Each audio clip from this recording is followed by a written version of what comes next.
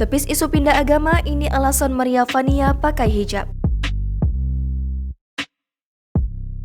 Maria Vania membuat warganet heboh, bagaimana tidak ia yang kesehariannya tampil seksi mendadak mengenakan hijab. Penampilan Maria Vania berhijab hadir di postingan Instagram.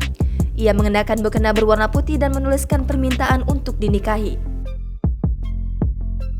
Padahal, Maria Vania diketahui beragama Kristen. Isu pindah agama pun muncul dari segelintir warganet di kolom komentar. Namun ternyata, isu pindah agama ini sekedar rumor.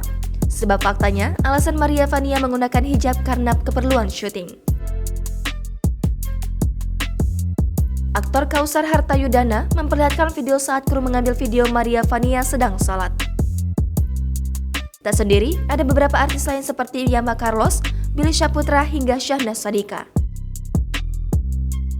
Bukti lainnya saat Maria Vania mengunggah poster sinetron yang akan dibintangi. Ia tampil dengan kerudung abu-abu dan berpose bersama Adinda Azani, Syahnaz Sadiqah, dan Cantik Syaragal. Kekinian, di unggahan terbaru Maria Vania, sang model pun kembali mengenakan pakaian seksi.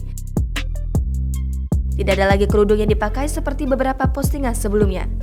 Dengan mengenakan baju putih yang memperlihatkan bagian perut, Maria Vania memberikan semangat pagi tadi.